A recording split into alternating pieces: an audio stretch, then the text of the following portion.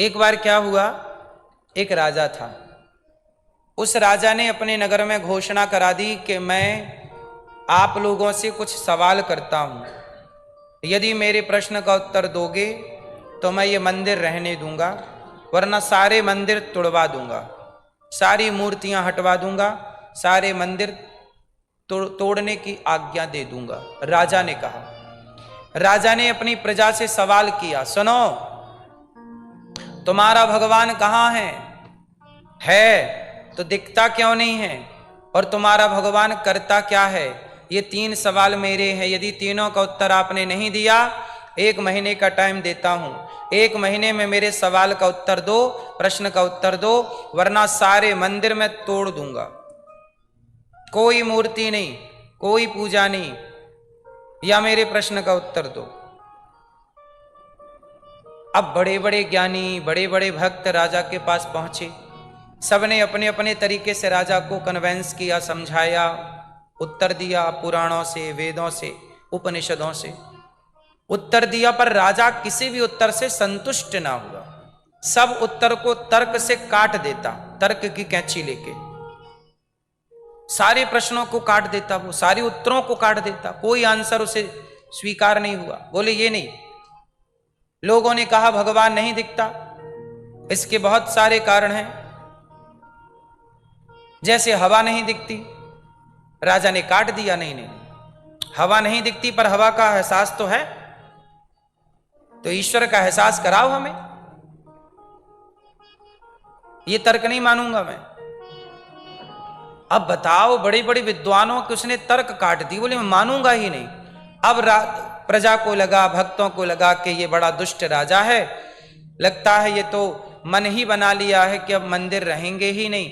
तो सारे भक्त बेचारे रोने लग गए, सारे साधु लोग रोने लग गए, हे विधाता आप ही कृपा करो, इस पापी राजा से हम सबको बचाओ। दुष्ट राजा मंदिर तोड़े डाल रहा है।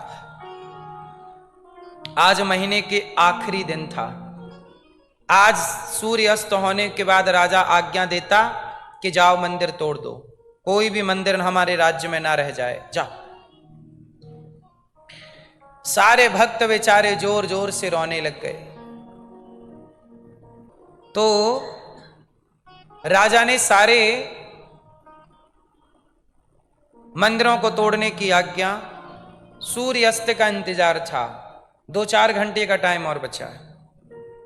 सारे भक्त रोने लगे। तभी उन भक्तों में एक छोटी सी लड़की, 5-8 साल की बच्ची रही होगी, वो अपने पिता को रोते हुए देखती है। तो उसने अपने पिता से पूछा, पिताजी आप क्यों रो रहे हैं? तो उसके बाप ने बताया कि बेटा, आज हमारा राजा हमारे सारे मंदिर को तोड़ देगा, हमारे पास कोई उत्तर नहीं है उसे समझाने के लिए।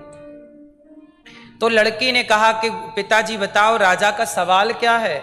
अरे बेटी तुझे क्या बताएं, तू तो बच्ची है, बड़े बड़े ज्ञानी नहीं समझा पाए उस दुष्ट राजा को, तू क्या समझाए? नहीं पिताजी मुझे बताओ। तो वो भक्त थे, भक्त एक गृहस्थ भक्त थे, उनकी बेटी थी। कहा मुझे बताओ तो सही। तो बताया कि राजा ने पूछा है कि तेरा भगवान कहाँ है तो दिखता क्यों नहीं, और करता क्या है? बस इतनी सी बात। लड़की तुरंत सभा में गई, दरबार लगा था, कोई आओ, 2 घंटे बचे हैं, मेरे प्रश्न का उत्तर दो, वरना 2 घंटे बाद आज्ञा हो जाएगी मंदिर तोड़ने की, फिर कोई रोक ना पाएगा। वो छोटी सी लड़की दरबार में पहुंच गई। महाराज की जय हो, महाराज मैं आपके प्रश्न का उत्तर देना चाहती हूं, स्वीकार है? राजा बोले हाँ बेटा, बड़े बड़े ज्ञानी ना दे पाए, तुम देना चाहती हो, चलो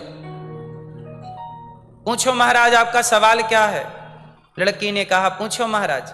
राजा ने पूछा कि बताओ बेटी भगवान कहाँ है? पहला सवाल उत्तर दो, पहले प्रश्न का उत्तर दो, ईश्वर कहाँ है?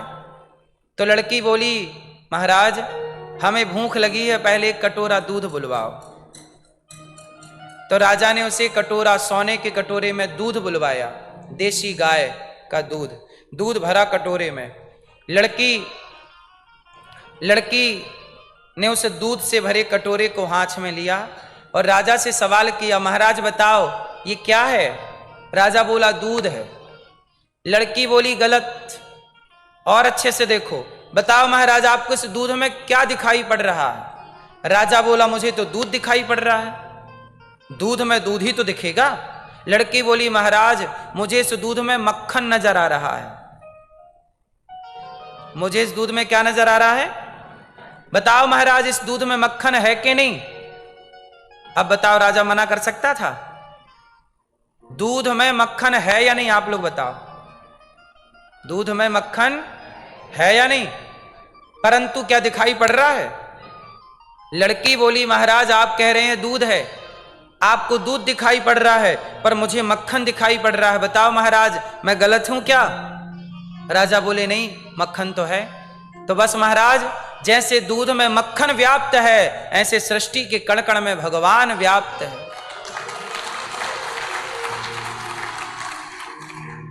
महाराज दूसरा सवाल क्या है आपका?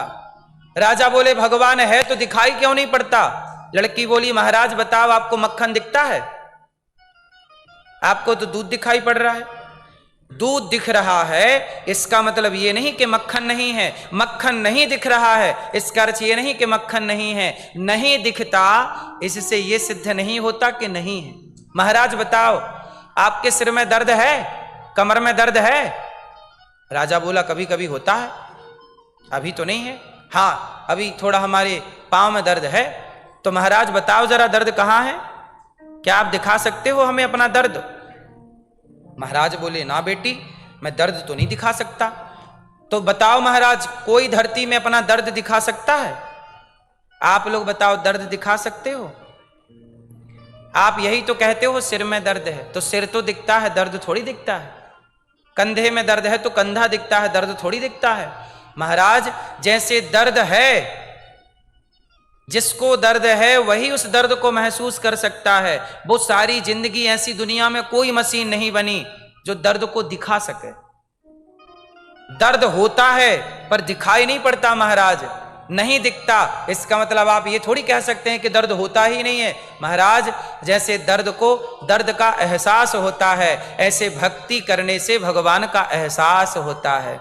जैसे दर्द है पर दिखता नहीं है, ऐसे ईश्वर है पर दिखता नहीं है। जैसे दही में मक्खन है पर दिखाई नहीं पड़ता, नहीं दिखता, इसका मतलब ये छोड़ी है कि मक्खन नहीं है। आप दही का मंथन करो, दूध का दही बनाओ, दही में मथानी डालो, मंथन करो, मक्खन प्रकट होगा।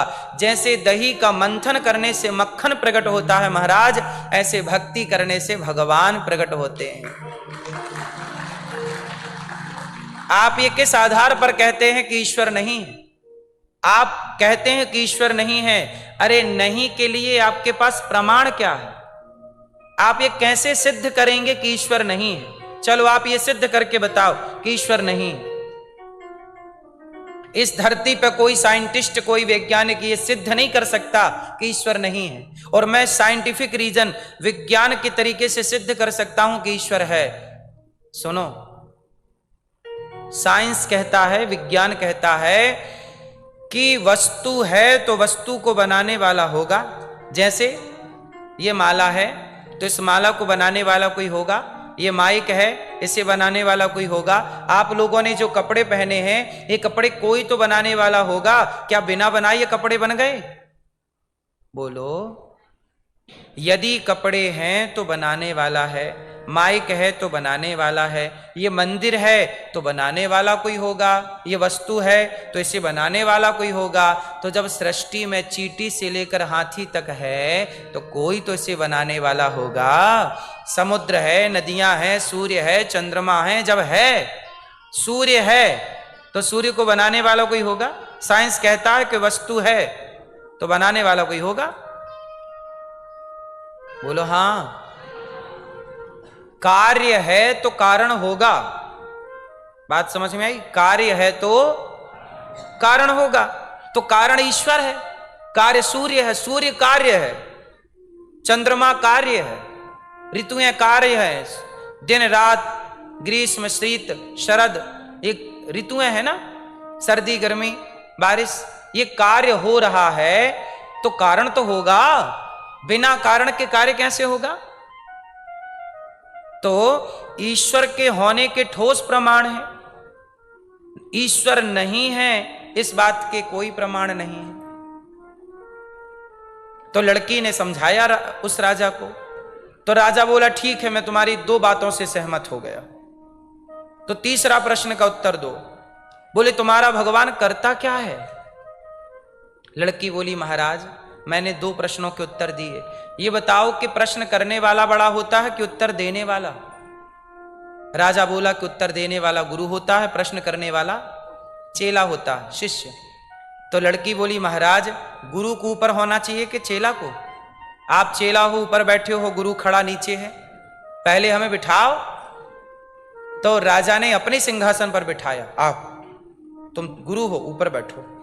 राजा ने हाथ जोड़ के कहा अब बताओ मेरे तीसरे प्रश्न का उत्तर दो, भगवान करता क्या है? लड़की बोली ये बताओ जो राजगद्दी पर बैठता है, राजमुकुट उसके सिर पे होना चाहिए कि जो नीचे बैठता है उसके सिर पे? तो राजा ने अपना राजमुकुट उतारा, लड़की के सिर पे पहना दिया, और लड़की क्या बन गई? राजगद्दी में बैठी और राजमुकुट सिर पे हो राजा। अब राजा बोला राजमुकुट पहना के लड़की को, बोले अब बताओ तुम्हारा भगवान क्या करता है? लड़की बोली अभी भी नहीं समझे, हमारा भगवान यही तो करता है, हम जैसे भिखारी को राजा बना देता है, तुम जैसे राजा को भिखारी बना देता है, यही हमारे भगवान का काम है। राजा उस लड़की के चरणों में प्रणाम किया, अपना फैसला बदला। उसने फैसला मन में रखा था कि मैं सारे मंदिरों को तोड़ दूंगा, ईश्वर की सत्ता को नहीं मानूंगा।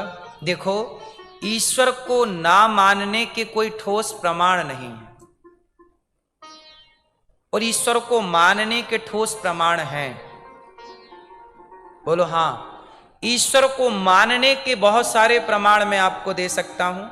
ईश्वर को ना मानने का कोई ठोस प्रमाण या कारण किसी के पास हो तो आप पूछ लेना।